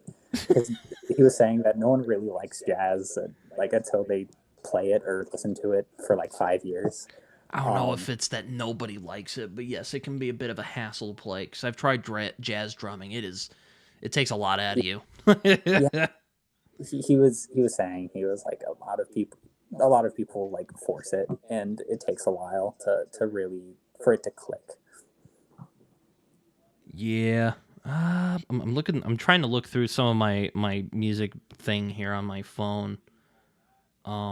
I do like Billy Joel quite a bit. I don't know if you've listened to Billy Joel, and I've there might. listened, I mean, some of the hits, but I mean, I know some people might roll their eyes, but listen to his songs. They're really good. So there you go. Back to jazz though. Let me look through my because I can't think of them off the yeah, top of my head at the moment. Oh yeah, I have Chance the Rapper as well. I don't know if you've listened to Chance the Rapper, but I have. some of his I like, early, he's kind of fallen off a little bit, but some of his early stuff I really like. They're really. Oh yeah, and Childish Gambino, he's great. mhm. I love Because the Internet. I liked Chris Webby as well. I don't know if you've ever heard of Chris Webby, but Yes, I've heard of Chris Webby. yeah, Um, his song "Friend Like Me" is a banger. I think. I mean, he he's taken like I mean he's fallen down the alt right pipeline, so it's like oh it no, oh, yeah yeah he's turned which into is so, another Tommy McDonald or whatever that dude's yeah name is. yeah McDonald, which is so interesting because like when I was listening to him during my Eminem phase, he made so many songs about like you know voting for Bernie and stuff like that, and then Tom McDonald popped off, and I guess Christian Webster was like, you know what? Let me get some of that. Let me get Chris that Webby back. wanted to get in on that action. Yeah, I was a big Fall Out Boy fan back in the day. Did you ever listen to Fall Out Boy? And not like their like early emo stuff. Like I was actually a big fan of like Save Rock and Roll and yeah. American Beauty, Like American I've Psycho. I've heard some of the songs, but they've never really been my go to for listening. Fair Like if they're enough. on the Yeah. radio, I won't skip it or turn it off. But Not a huge fan of like I don't know what their genre is. Is it like emo music? I don't know. I think it was like early stuff was like emo, but then they slowly like transitioned it into like stadium rock, Yeah, that um, sounds about right. which is whatever, kind of a good time. I like American Idiot from Green Day. I haven't listened to a lot of their other albums, but I like American Idiot. Yeah, no, that's great. It's a great album. Let me see here. Looking through.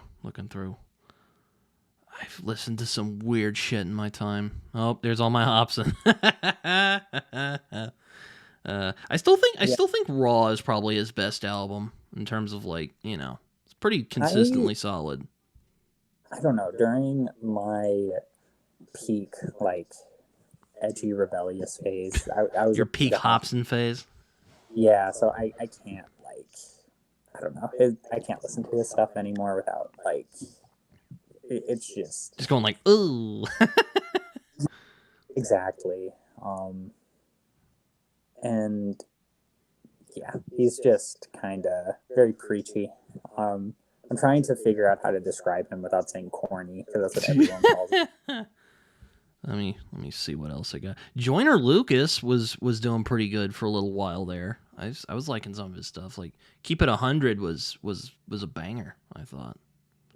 And then he just fucking went down that like the lyrical miracle spiritual rap, like just rapping as fast as possible and just not really saying anything of substance. It's turning into Tech 9.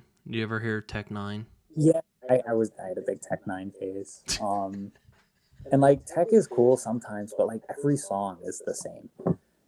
It's so like I don't know. Like you listen to one Tech Nine song, you probably heard all of them.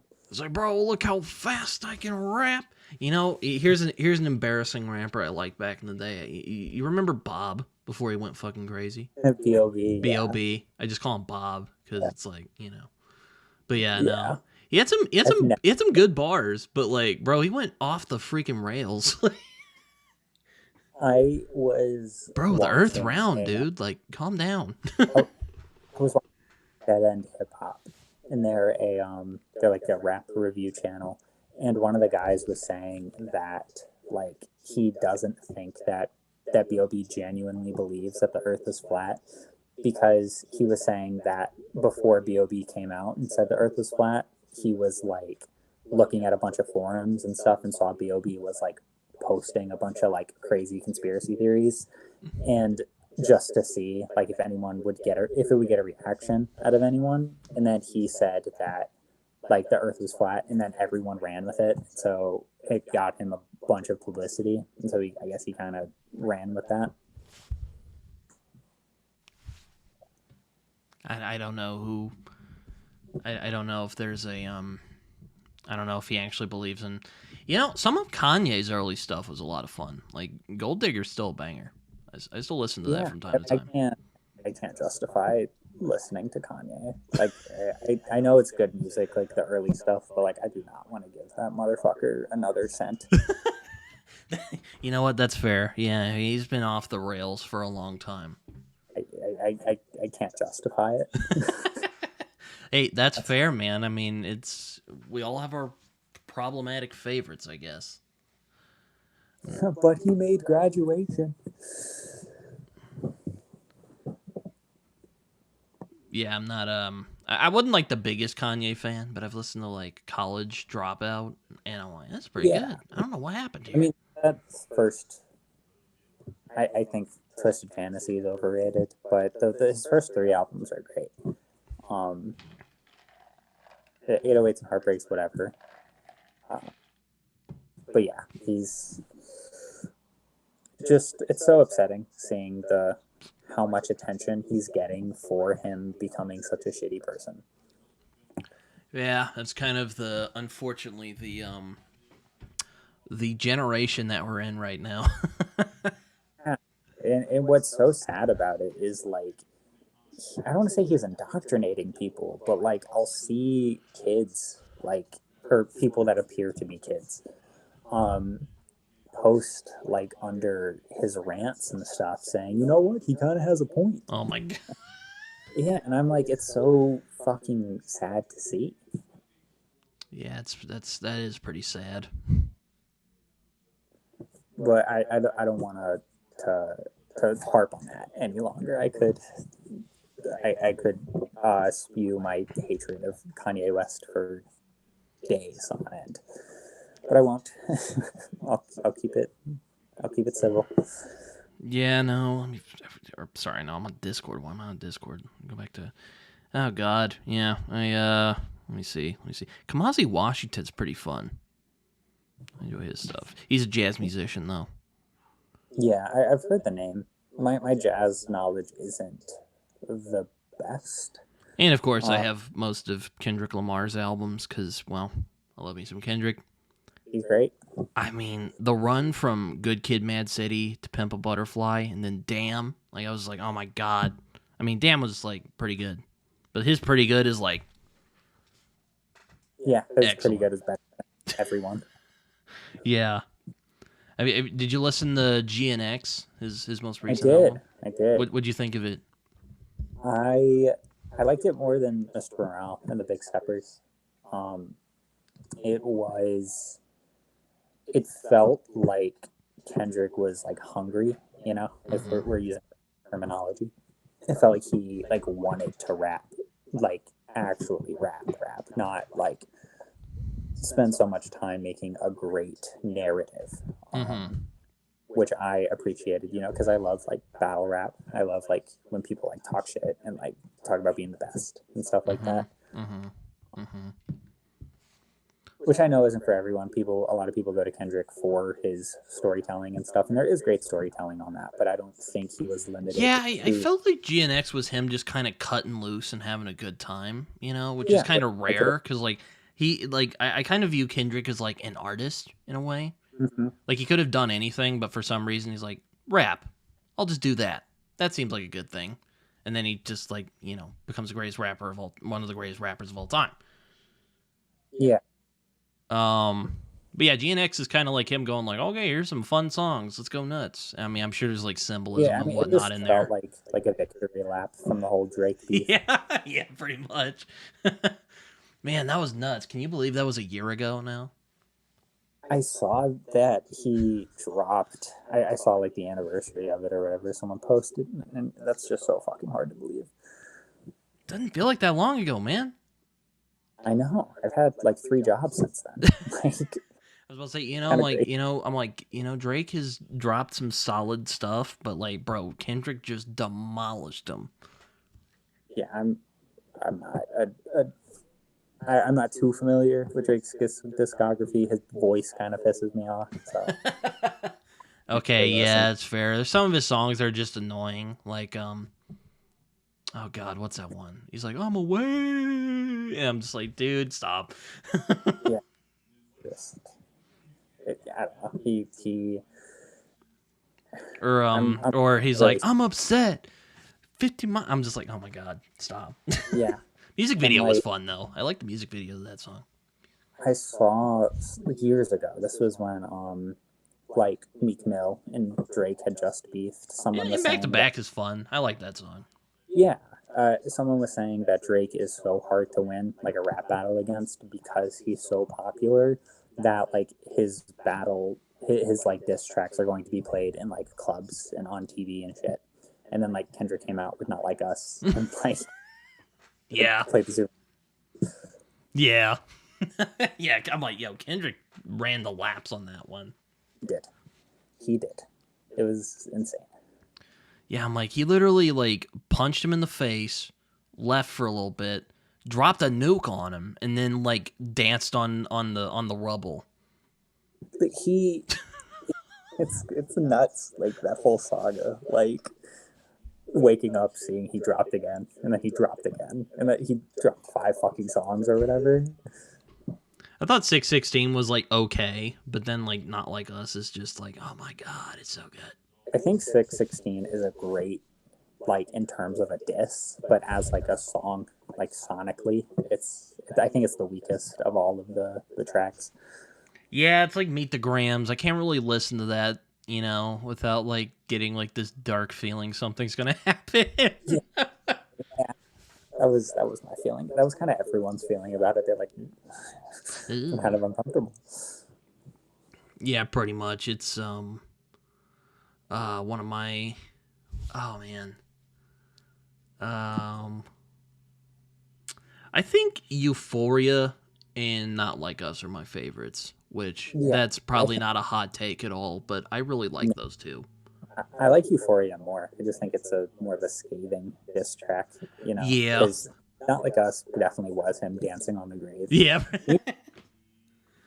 Dancing on a grave, pouring like liquor down on it, you know, the whole 9 yards. Yeah, pissing on it. Yeah. I'm like, I guess he doesn't like Drake. Damn. Well, What happened since 2011? yeah,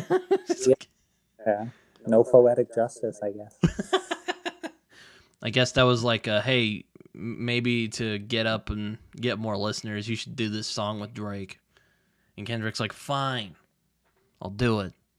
I watched like a breakdown of it by FD Signifier, who's like makes perfect video essays, and he was saying how like you could tell like because Drake and Kendrick like went on tour together like early on in Kendrick's career, and you could tell like that's where the resentment started. And not I don't want to completely rehash his like 2 hour long video on the beef, but no, it's a great listen. Great watch the video, FD Signifier. Yeah. Do you think that Drake actually likes, you know, chasing minors? I don't. Or do you think like Kendrick was just like, yo, fuck this guy, I'm just gonna I don't know if he would slander a guy, but you think he would just say that just to insult him though? Which I guess technically is slander. I'll say this. I don't think there's proof of it. I'll say that. That's really what I don't think. You don't think he was on some like Diddy stuff? I don't think that anyone has evidence of that. Whether it's true or not, I don't know. But I don't think anyone has evidence on it. I think it's just kind of like the stuff that we do have evidence of is kind of like, all right, that's a little weird, you know, like the Michael Jackson. It's a little sus. You're literally like, come on, dude, like really. Yeah, no, I listened to GNX. I thought it was good. It was like, oh wow, I know Kendrick could have fun while rapping. Yep. No, because usually when I listen to a Kendrick album, I'm like, oh man, I'm about to have my priorities shifted. You know? Yeah, I better think. Gotta contemplate. Yeah, no, it was funny. We were talking. I was talking to a friend of mine about a year back when the Kendrick Drake stuff was going down, and he's like, I've never really like listened to rap that much, and I listen to Drake, like his lyrics are bad. I'm just like, and I'm like, yeah, I'm not gonna argue for Drake, you know.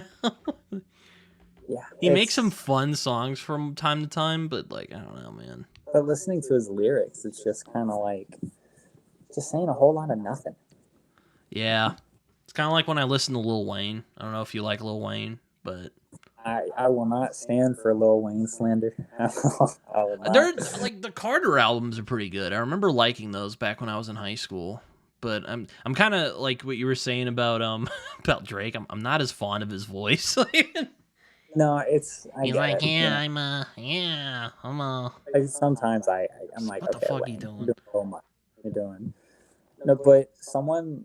Now there was a song he did with Eminem that I liked. He wasn't doing like his weird Lil Wayne thing, or whatever. But someone described.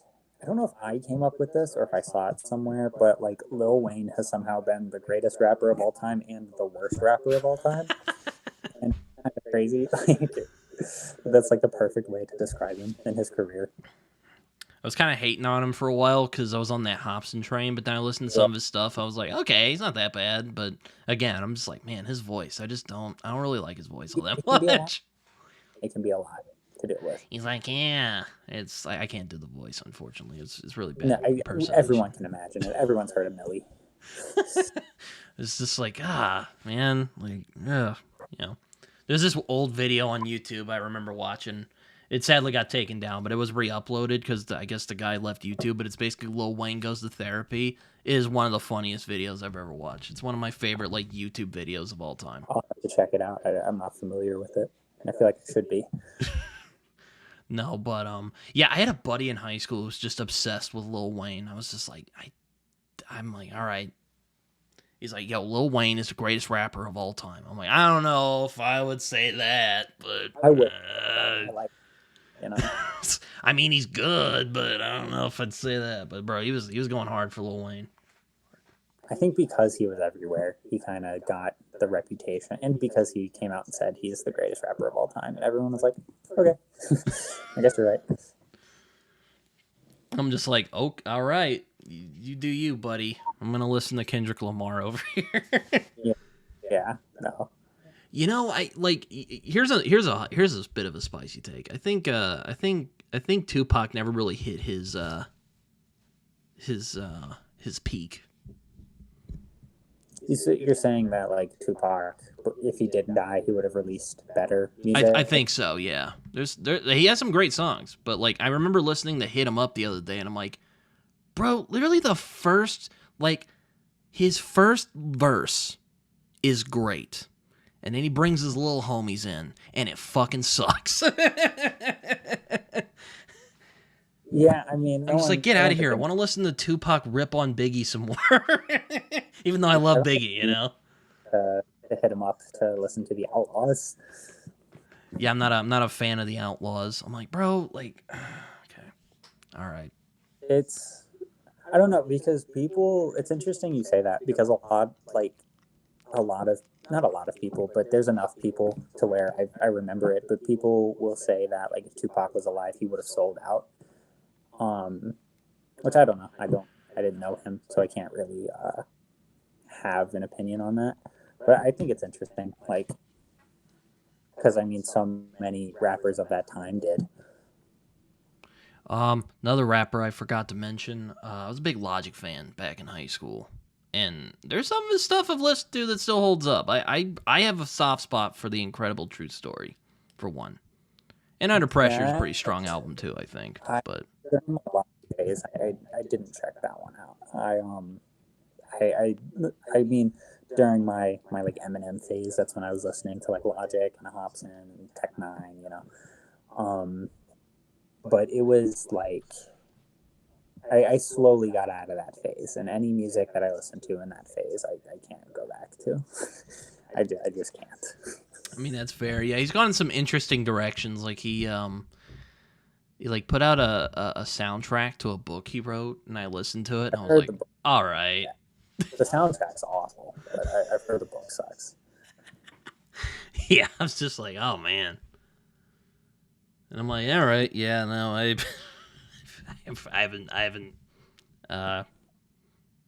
haven't listened to it in a long time, but I remember just thinking like, wow, okay, that's a thing, you know?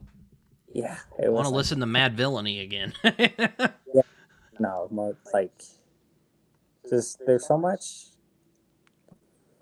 I don't know. Logic has had such an interesting career. Mm-hmm. With like, because he's never felt like he's had a good sense of self. It's always felt like he's trying to be the next whoever.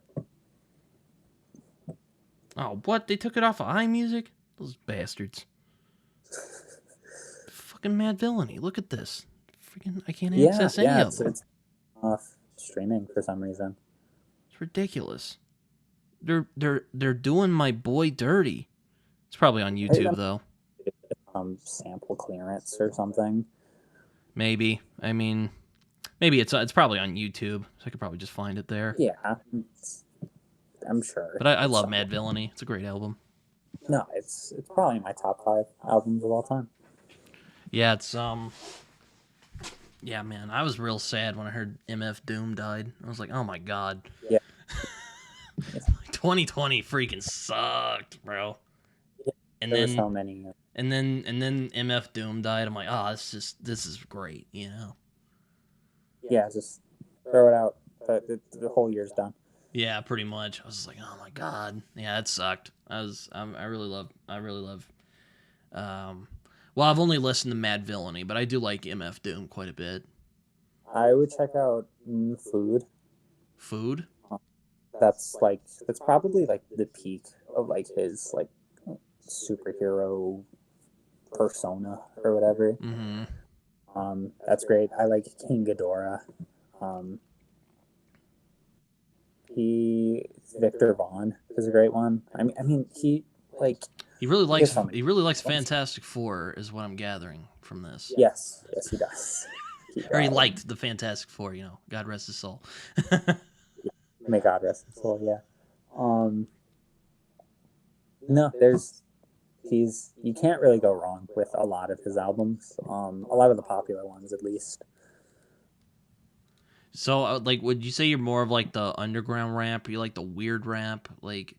Because Yeah, I mean, Kanye kind of birthed the weird rappers, for lack of a better word, like the weird rapper music. Like, you didn't have to be a hood rat anymore. Like, you could just be like a weird, quirky guy from suburbia. I would say in terms of sound. I would say in terms of how you present yourself and personality, but not in terms of sound. Well, maybe I'm giving him too much credit there. I just mean like persona, you know. You could just be like, I don't know if like a Logic or like a Kid Cudi or, you know, somebody in that range could, you know, be out there in the world, or Odd Future, for lack of a better word, would be out in the world if not for like Kanye. I do think Kanye helped. Or Childish Gambino. But I mean, it's really hard to say because like right when that happens, like the internet was popping off. That's like, true. Yeah.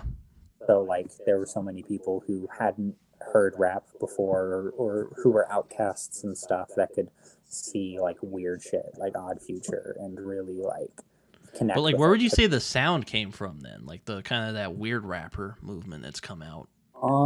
Because there's so many different like types of weird rap, you know. There's types of weird rap. Interesting. I mean, I'm not as well versed as music than you probably are, but I mean, I could talk about rap all day, but like the abstract rap that I like, the like experimental stuff. I mean, a lot of that has foundations in punk music, like Death Grips and Gaelic and stuff like that. But I mean, LP, to bring him back up, he had a record label in the late 90s, early 2000s, and like every like underground rapper that has been big has gone through the label, or LP has helped in some sort of way. And that's one of the reasons I consider him like a better like person in hip hop than Eminem. Oh, he's the dude with Killer Mike. I didn't know that. Yeah, the white guy in Run the Jewels. Oh, interesting. I forgot all about that. Not a bad album. Or really a bad song, honestly. I didn't know him and Killer Mike did stuff together. Mm-hmm. Yeah, Run the Jewels is one of the albums that kind of got me, like, kind of clicked my head about music. And was like, oh, music can actually be, like, you know, elevated. Yeah, I like, yeah, I mean, I know Killer Mike did because Marvel's been releasing these premiere editions recently. And they've been having, like, forewords from certain people. Like, they put out the Winter Soldier comic a little while back. There was a foreword from Sebastian Stan, because he plays Bucky. And there was Born Again, and had, like, Charlie Cox and Frank Miller did an introduction. Yeah. And there was one for Black Panther, and Killer Mike did the introduction for that. Oh, interesting. Okay. So it kind of goes back to that hip-hop and comics thing. I mean, there was, like, a whole, like, they did, like, for the 40th anniversary of hip hop or something, they did 40 variant covers of different hip hop albums. Which, I mean, there's a lot, so it'll be like Star-Lord, but it's like drawn in the style of Kid Cudi's Man on the Moon, or whatever that album's called. It'll be like Outkast Stankonia, but it's like Black Panther and whatever. It's a really cool concept. Yeah, I should note earlier, I wasn't trying to insult anybody by saying hood rat. That was just kind of like I'm sure there's like a better, like more PC word for it, but I don't know it. So there you go. Kind of, just like gangster rap. Gangster rap, yeah. I was basically like, you don't have to do like gangster rap anymore. Like you could just be like, just like Kanye, who was from, I don't think he was from like a, gangsta background. He was just like a dude. He's from Chicago, but kind of like a not like a great part of Chicago, because I mean Chicago is kind of like, or like Tyler the Creator, who's like, he's just doing his own thing now. I listened to Igor and I'm like, man, this is fucking out there. What were they doing? Yeah, he's come a long way. Yeah, I'm like, it's hard to think that the guy made Goblin. Like, did you ever listen to Goblin? Yeah. Like, it's pretty edgy, like, I'm gonna offend as many people as possible kind of stuff, Yeah. And then you listen to Flower Boy. And then you listen to Flower Boy, you're like, what is this? Yeah. Even Wolf. Like, Wolf is kind of him moving away from that, and he's just kind of doing his own thing. I actually really like Wolf. I think it's underrated. Yeah, no, Wolf is dope. It's like a lot of highs. A lot of great highs. Yeah, like he gets like emotional to some of those. I'm like, okay, guys, yeah. Tyler, yeah. Like we see him, not just like character. Not Wolf Haley, yeah. I mean, ones I've only really followed are like him and Earl Sweatshirt. Like, I don't know, I really like Earl Sweatshirt for whatever reason. He's very alliterative. Great writer. I'm just like, how does he do all of that, man? I don't. It's baffling, Same with A$AP Rock, to bring him up. Billy Woods is another one. Yeah, he's just I don't know, man. He's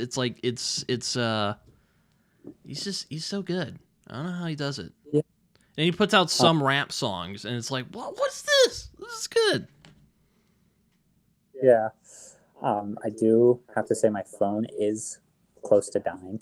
All right. Well, yeah, I was thinking about wrapping it up soon anyway. So really happy. So this would be a great time. Also, I didn't want to run your phone battery out. So yeah, because I know how that can go. But Sid, thanks for coming on, despite the hassles. Which, it's all good. No need to apologize about it. I get it. Also, my power briefly went out this morning, so maybe that would have been a problem. Oh, But I don't know. Maybe. I don't know. I'm just kind of pulling that out there. But anyway, I will say this before we go. Sid, if you have any social media, feel free to share. Also, hello there, Feline. It's the socks. She doesn't like being picked up. Um, Even though you said you hated social media earlier in this video, but if you have anything to share, feel free. My YouTube channel, TheBrassMango. I have an Instagram that I'm not going to use. I just made it so no one could impersonate me.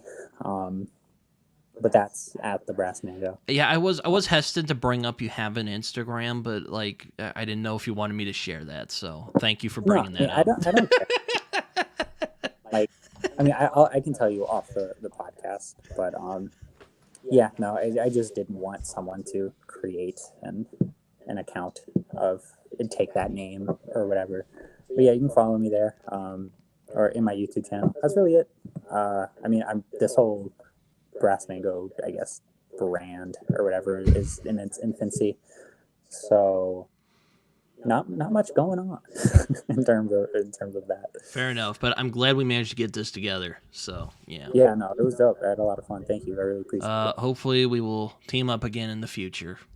I would love to. All right. Thank you. Well, take care, everyone, and until next time.